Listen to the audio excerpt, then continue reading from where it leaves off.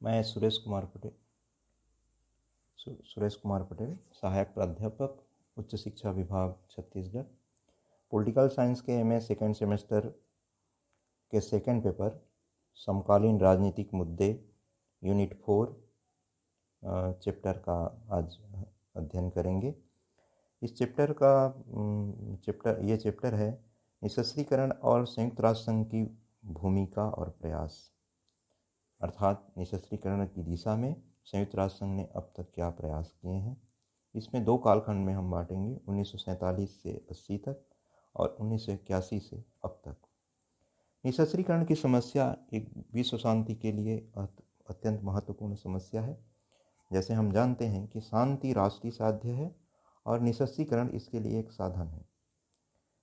प्रथम विश्व युद्ध से लेकर द्वितीय विश्व युद्ध तक हमने देखा कि शस्त्रों का जखीरा विश्व शांति के लिए हमेशा खतरा उत्पन्न करते हैं। द्वितीय विश्व युद्ध की विभीषिका, जिसमें हमने परमाणु बम को देखा, जापान की हिरोशिमा नागासाकी की स्थिति जिस तरह से हमने देखा, निश्चित रूप से हमारी चेतना को झकझोर देता है कि परमाणु युद्ध यदि हो तो निश्चित है मानवता का अस्तित्व खतरे में आ जाएगा।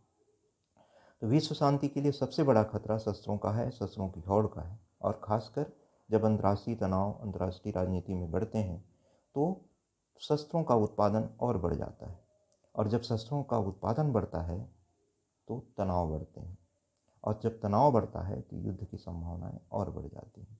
तो इसके प्रमुख बिंदु, यदि हम विश्व शांति को बनाए रखना है, शांति एवं सुरक्षा को बचाए रखना है, तो हमको निःशस्त्रीकरण की दिशा में प्रयास करने पड़ेंगे और शस्त्रों का उत्पादन कम से कम हो। युद्ध सर्वनाश के कारण होते हैं और शस्त्रों की असीम शक्ति की जो भूख है महाशक्तियों की, वो दुनिया को कभी भी खतरे में डाल सकती है। मार्गेंथाउ ने निःशस्त्रीकरण के संबंध में कहा है कि निःशस्त्रीकरण कुछ या सब शस्त्रों में कटौती या उनको समाप्त करना है ताकि शस्त्रीकरण की दौड़ का अंत हो। यहाँ पर निःशस्त्रीकरण का तात्पर्य ये नहीं है कि शस्त्रों को पूरी तरह से समाप्त कर दिया जाए। शस्त्रों में कमी करने का प्रयास भी निःशस्त्रीकरण की दिशा में कदम है। यहाँ पर निःशस्त्रीकरण की बात, मतलब शस्त्रों में कटौती की बात, दो प्रकार की होती है। एक गुणात्मक निःशस्त्रीकरण और दूसरा मात्रात्मक निःशस्त्रीकरण। गुणात्मक निःशस्त्रीकरण में हम कुछ निश्चित जो शस्त्र हैं उन पे कटौती करने की बात करते हैं, जैसे कि परमाणु अस्त्र। मात्रात्मक निःशस्त्रीकरण में कोई गुणों की बात या उसके वैरायटी की बात नहीं होती, बल्कि एक निश्चित संख्या में सभी प्रकार के अस्त्र, चाहे परंपरागत अस्त्र हो चाहे परमाणु अस्त्र हो। मात्रात्मक निःशस्त्रीकरण की भी आवश्यकता है और गुणात्मक निःशस्त्रीकरण की भी आवश्यकता है। निःशस्त्रीकरण निश्चित रूप से मानव जाति की रक्षा की जा सकती है निःशस्त्रीकरण से। दूसरे विश्व युद्ध 1945 के बाद जब अंतर्राष्ट्रीय तनाव बढ़ा, सोवियत संघ और अमेरिका के बीच शीत युद्ध होने बढ़ा, तब दोनों महाशक्तियों के बीच एक प्रतिद्वंदिता आ गई कि हम शस्त्रों का ज़्यादा से ज़्यादा वो उत्पादन करने लगे, और इस होड़ में जो छोटे राष्ट्रों पर अनावश्यक प्रेशर बढ़ा, आर्थिक रूप से और मानसिक रूप से।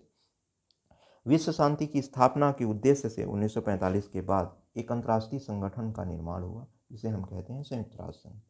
24 अक्टूबर 1945 को संयुक्त राष्ट्र संघ की स्थापना की गई और उसका मुख्य उद्देश्य यह था कि विश्व को युद्ध से बचाना, विश्व में शांति स्थापित रखना और एक सुरक्षा का भावना तैयार करना। ये उसका प्रमुख उद्देश्य था, ताकि तीसरा विश्व युद्ध न हो। और इसी दिशा में जब संयुक्त राष्ट्र संघ की चार्टर बना तो उसके अनुच्छेद 2 में, चार्टर की धारा 2 में ही निःशस्त्रीकरण का उल्लेख किया गया है। संयुक्त राष्ट्र संघ का मुख्य कार्यालय न्यूयॉर्क में है। इसके 7 प्रमुख अंग हैं: सुरक्षा परिषद, महासभा, सामाजिक एवं आर्थिक परिषद, न्यास परिषद, अंतर्राष्ट्रीय न्यायालय, सचिवालय। उसके अलावा और अनेक एजेंसियां हैं जो शांति, सुरक्षा, सामाजिक, सांस्कृतिक सहयोग, इस पर काम करती है, और इसका मुख्य उद्देश्य विश्व शांति की स्थापना करना है। संयुक्त राष्ट्र संघ की चार्टर की धारा 2 में निःशस्त्रीकरण का विशेष उल्लेख है।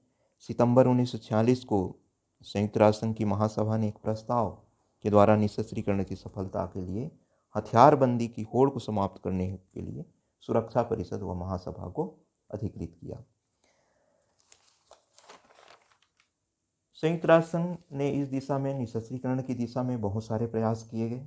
जब से उसकी स्थापना हुई 1945 के बाद महासभा और सुरक्षा परिषद इस दिशा में कार्य करते रहे। संयुक्त राष्ट्र संघ की चार्टर की धारा 2 निःशस्त्रीकरण की इस पर चर्चा की गई है। उसके अनुच्छेद 11, 25, 47 को भी निःशस्त्रीकरण से संबद्ध किया गया है। सितंबर 1946 को संयुक्त राष्ट्र संघ महासभा ने एक प्रस्ताव पारित किया।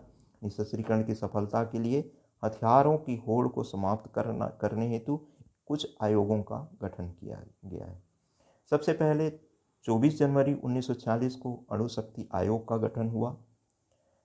दूसरा आयोग 13 फरवरी 1947 को पारंपरिक हथियार आयोग का गठन किया गया। पारंपरिक हथियार आयोग के गठन के पश्चात ये प्रस्ताव किया गया कि महाशक्ति 1/3 हथियारों में कमी करेंगे। 11 जनवरी 1952 को इन दोनों आयोगों को मिलाकर एक तीसरा आयोग बनाया गया। अणु शक्ति आयोग और पारंपरिक हथियार आयोग को मिलाकर निःशस्त्रीकरण आयोग का गठन हुआ और सुरक्षा परिषद के सदस्य 5 देश और 1 देश कनाडा को इसमें सदस्य बनाया गया। 1957 में आयोग में संगठन में सुधार कर इसकी सदस्य संख्या 25 कर दी गई। 20 नवंबर 1959 को पूर्ण निःशस्त्रीकरण प्रस्ताव पारित किया गया। महासभा में सर्वसम्मति से इसको स्वीकार किया गया कि पूर्ण निःशस्त्रीकरण विश्व में होना चाहिए। 1960 में 10 सदस्य राष्ट्रों का निःशस्त्रीकरण सम्मेलन हुआ। 1965 में परमाणु निःशस्त्रीकरण सम्मेलन हुआ। उसके पहले एक संधि हुई जिसकी चर्चा हम कई बार निःशस्त्रीकरण के संदर्भ में करते हैं, जिसको कहा जाता है आंशिक परीक्षण प्रतिबंध संधि, जिसको हम पीटीबीटी 1963 के नाम से भी जानते हैं, जिसमें यूएसए और यूएसएसआर ने ये समझौता किया कि समुद्र, थल, नभ में परीक्षण प्रतिबंध रहेगा, लेकिन उसमें इस बात का उल्लेख नहीं था कि भूमिगत परीक्षण के लिए कोई प्रतिबंध की व्यवस्था नहीं थी। और इसी संधि के आड़ में अनेक देश भूमिगत परीक्षण करने लगे। भारत इस संधि में पहले हस्ताक्षर करने वाले देशों में है। इसके बाद परमाणु निःशस्त्रीकरण सम्मेलन 1965 में हुआ। यूएनओ के निःशस्त्रीकरण आयोग के समक्ष अमेरिका और सोवियत संघ ने अन्य परमाणु संपन्न देशों से परमाणु निःशस्त्रीकरण की एक समग्र नीति अपनाने की मांग की। जेनेवा में निःशस्त्रीकरण सम्मेलन आयोजित हुआ, किंतु फ्रांस ने इसका बहिष्कार किया। इसके बाद आता है परमाणु अप्रसार संधि हुआ, जिसको एनपीटी के नाम से जानते हैं। 1968 में अमेरिका और सोवियत संघ ने परमाणु हथियारों के परीक्षण पर नियंत्रण लगाने हेतु मार्च 1968 में यूएनओ की आम सभा में परमाणु अप्रसार संधि का संयुक्त प्रस्ताव पेश किया। इसका मुख्य उद्देश्य परमाणु शांतिपूर्ण उद्देश्यों में अंतर्राष्ट्रीय सहयोग था। प्रस्ताव आम सभा में उपस्थित 120 में से 95 सदस्यों ने प्रस्ताव पर हस्ताक्षर किए। 155 देशों ने इस पर हस्ताक्षर कर दिया है। शक्ति संपन्न देशों की श्रेष्ठता को बनाए रखने के लिए परमाणु अप्रसार संधि, जिस एनपीटी है, कि परमाणु शक्ति संपन्न के पास ही वो शक्ति रहे और जो जिनके पास परमाणु शक्ति नहीं है वो उनके पास ये शक्ति ना जाए। यूएनओ का प्रथम निःशस्त्रीकरण सम्मेलन हुआ, जो कि एक मील का पत्थर कह सकते हैं, 1978 में। 20 राष्ट्रों के राष्ट्राध्यक्ष इसमें भाग लिए। बहुत सारी सिफारिशें की गई, बहुत सारे उसमें निर्देश दिया गया जो कि आगे के लिए एक दिशा निर्देश तय करते हैं। यूएनओ का द्वितीय निःशस्त्रीकरण सम्मेलन 1982 में हुआ, जिसमें 157 देशों ने भाग लिया और न्यूयॉर्क में निःशस्त्रीकरण विषयक संयुक्त राष्ट्र संघ महासभा का ये दूसरा विशेष अधिवेशन था। इस सम्मेलन का उद्देश्य सामान्य और पूर्ण निःशस्त्रीकरण तक पहुंचने के लिए 1978 में हुए प्रथम निःशस्त्रीकरण सम्मेलन के सिफारिशों को लागू करना था। सोवियत राष्ट्रपति ब्रेजनेव की परमाणु अस्त्रों का पहले प्रयोग न करने की घोषणा इस सम्मेलन को महत्वपूर्ण बनाता है।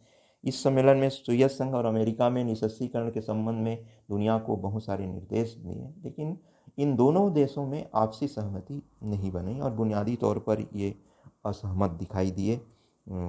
अस्त्रों के संग्रह और उत्पादन को एक दूसरे को ये बस दोषी ठहराते रहे। 1985 में संयुक्त राष्ट्र संघ महासभा ने 116 मतों से प्रस्ताव पारित किया, सभी प्रकार के परमाणु परीक्षण निषिद्ध किए जाएंगे। 1986 को यूएनओ ने विश्व शांति वर्ष घोषित किया। 1986 को 7 दिसंबर 1988 को यूएन महासभा को संयुक्त राष्ट्र अध्यक्ष गोर्बाचोव ने ये घोषणा किया उसमें कि सैनिक और परंपरागत हथियारों में वे एक तरफा कमी की घोषणा करते हैं। इसी बीच में दोनों महाशक्तियों के बीच स्टार्ट 1 और स्टार्ट 2, स्टार्ट 1 1991, स्टार्ट 2 1993 आयोजित हुए, जो कि संयुक्त राष्ट्र संघ का इसमें कोई रोल नहीं था। ये दोनों महाशक्तियों का अपना सम्मेलन था, तो इस पर ज़्यादा हम यहाँ चर्चा नहीं करेंगे। व्यापक परीक्षण निषेध संधि CTBT 1996, भारत सहित परमाणु रिएक्टर संपन्न 44 देश जब तक इस संधि पर हस्ताक्षर नहीं कर देते तब तक ये लागू नहीं हो सकता, और भारत इसमें हस्ताक्षर नहीं किया है। संयुक्त राष्ट्र संघ के महासभा में ऑस्ट्रेलिया द्वारा प्रस्तुत 125 देशों के समर्थन में प्रस्ताव प्रस्तुत किया गया, जिसमें 158 पक्ष में और विपक्ष में 3 मत पड़े। परमाणु हथियार संपन्न देशों में वे देश माने गए इसमें कि 1969 के पूर्व जो परमाणु परीक्षण कर लिए थे वो परमाणु संपन्न है, और इसमें सिर्फ 5 देश हैं। और इस संधि की विशेषता ये है कि सिर्फ इन 5 देशों के पास परमाणु शक्ति संपन्न रहेगा और दूसरे इस ज्ञान का उपयोग नहीं कर पाएंगे, इसलिए ये पक्षपातपूर्ण संधि है। एक महत्वपूर्ण बात होती है जैविक हथियारों के संबंध में। जैविक हथियार सम्मेलन आयोजित किए जाते हैं। जैविक हथियार घोषणा पत्र 26 मार्च 1975 से प्रभावी है। इसके 143 देश इसके सदस्य हैं। जैविक हथियारों के संदर्भ में हम जानते हैं कि ये परंपरागत हथियार परमाणु हथियार से अलग हैं, जो विस्फोट इसमें नहीं होता, बल्कि एक बैक्टीरिया या वायरस को दुश्मन देशों के वातावरण में छोड़ दिया जाता है। इससे लोग बीमार होते हैं और इससे भौतिक रूप से कोई नुकसान उस देश को नहीं होता, बल्कि मनुष्यों के जीवन समाप्त हो जाती है बीमारी के माध्यम से। जैसे कि हम देखते हैं कि वर्तमान में कोरोना वायरस को भी जैविक हथियार के रूप में कुछ लोग इस आरोप लगाते हैं कि एक प्रकार का जैविक हथियारों का प्रयोग। रासायनिक हथियार सम्मेलन भी हुए 29 अप्रैल 1997 से ये प्रभावी है कि रासायनिक हथियारों को प्रतिबंधित किया जाए। इस दिशा में निशस्त्रीकरण की दिशा में हम जब दो ऐसे देश हैं जिनकी चर्चा ना करें तो ये पूरी नहीं मानी जा सकती। एक ईरान का परमाणु कार्यक्रम और दूसरा उत्तर कोरिया का परमाणु कार्यक्रम। ईरान परमाणु कार्यक्रम के संदर्भ में दुनिया उसको एक शक की निगाह से देखती है, संयुक्त राष्ट्र संघ के द्वारा तो खासकर, जिसमें 23 दिसंबर 2006 को यूएनओ में एक प्रस्ताव पारित हुआ, यूएनओ के सुरक्षा परिषद में, जिसके सुरक्षा परिषद के कुल 5+10 15 सदस्यों ने एक मत से प्रस्ताव पारित किया कि जब तक ईरान अपने परमाणु कार्यक्रम को विश्व यूएनओ की निगरानी करने नहीं देता या यूएनओ को जांच करने नहीं देता तब तक उस पर प्रतिबंध लगाए जाएंगे। तो और लगभग उसमें प्रतिबंध लगा हुआ है। उत्तर कोरिया के संबंध में हम कहते हैं कि उत्तर कोरिया बहुत पहले, खासकर 2007 13 फरवरी 2007 को 6 पक्षी एक समझौता हुआ था, जिसमें उत्तर कोरिया भी था, जापान था, अमेरिका था, रूस था और चाइना था।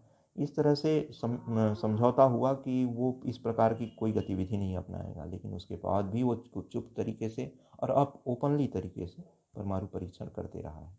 तो ये दोनों देश, ईरान और उत्तर कोरिया, पूरी दुनिया के लिए परमाणु परीक्षण के संदर्भ में एक खतरा साबित हो रहे हैं।